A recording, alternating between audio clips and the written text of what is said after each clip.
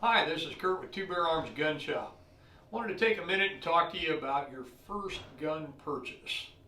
If you've been thinking about purchasing your first firearm, as many people have for 2020, seems to be the new trend is people that have never owned a firearm or haven't shot a firearm since they were a child or maybe only used long guns in the past are now looking for their first defense handgun, whether for concealed carry or at home protection or even for their business or the place that they work that would allow them to carry a firearm. So this is just a brief overview to kind of explain to you what to expect and what to ask when you come into the gun shops. Whether our gun shop or any gun shop across the nation, we hope that they would give you the same amount of service that we give to our customers. And so I'm going to talk in that aspect. Some of the things that, folks do a lot of research on the internet, Instagram, Facebook, YouTube, the Sportsman's Channel on cable TV. Those are all fantastic resources. Magazines, NRA articles, all of these things can help you understand the process, but it can also be very confusing at different times to have that much information poured upon you. So come in with a little bit of confidence. Don't come in fearful over the response you're going to get. We want new customers. We want more people carrying firearms safely. And we want to help you make the decisions that later on you won't regret, that you'll find enjoyment not only out of the thought of being able to protect yourself and your family, but then also hopefully in the shooting sports themselves. So some of the things that you'll want to consider when you're coming into the gun shop and some of the things that we'll show you when you come in, we'll ask you some specific questions. Are you planning on carrying the firearm on a daily basis? In other words, getting your concealed carry permit and having it with you the majority of the time. Or is this something just for at-home protection? Either one is a fine answer. There is no wrong answer to these. These are your own personal preferences, and then that helps us understand the size of firearm that you're looking at. And then we'll discuss the calibers, and we'll help you understand the differences. Right now in the market, the 9mm seems to be where everybody gravitates to, and that's just fine. That's a fantastic round, and we can explain that in another video a little later, some of the differences in the calibers. Like I say, this is just kind of a sky view of purchasing your first firearm. Some of the things you'll have to consider is the size of firearm you want. You'll notice right here, and I will tell you ahead of time that all these firearms have been cleared already. They are all completely unloaded, and they've been checked more than once. But you will be having to make a decision whether you want a full-size firearm, and this would be considered definitely a full-size firearm.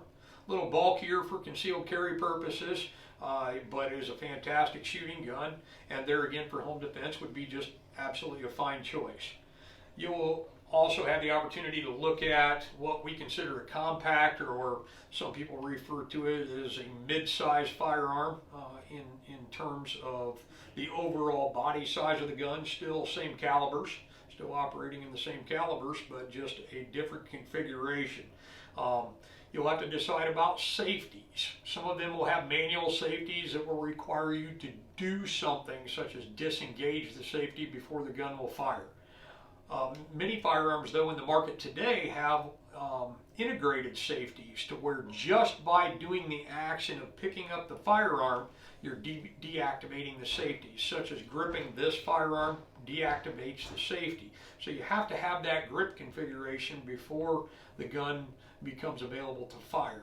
Then they also have a trigger system on them that is hinged. That is a safety in itself also, because it has to be deliberately squeezed in order for the firearm to fire.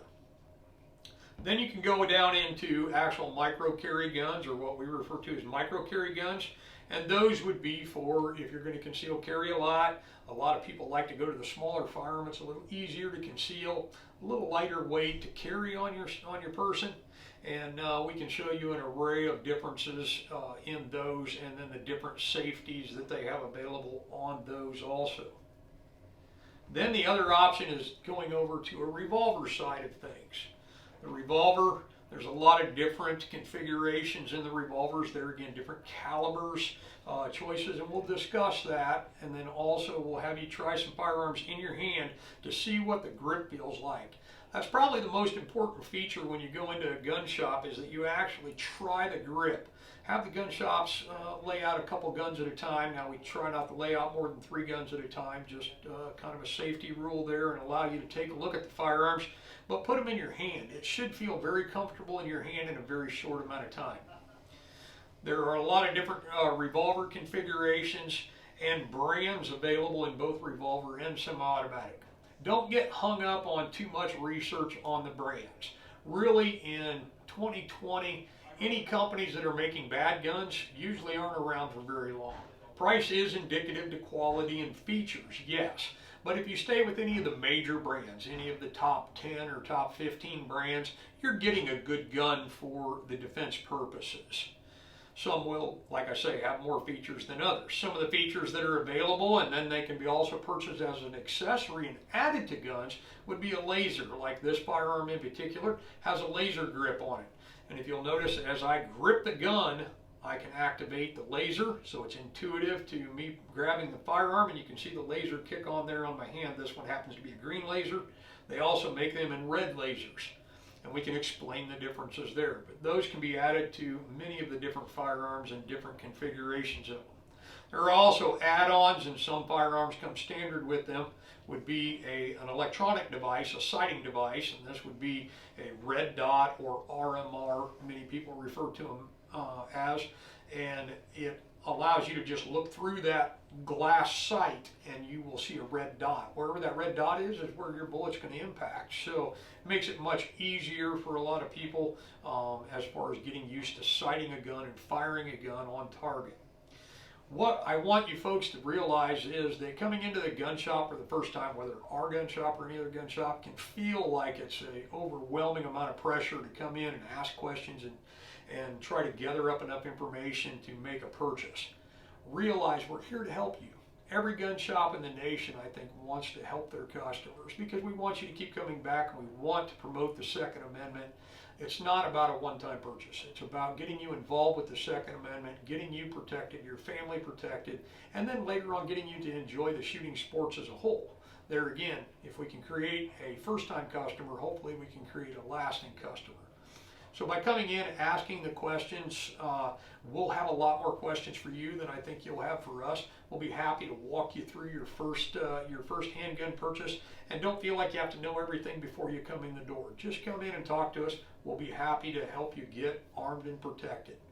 This is Kurt with Two Bear Arms. We thank you for watching the video. We look forward to you checking out several of our other videos, and feel free to stop in our store and check our Facebook page at Two Bear Arms Gun Shop, and then also check our website at tbagunshop.com. Thank you and have a great day.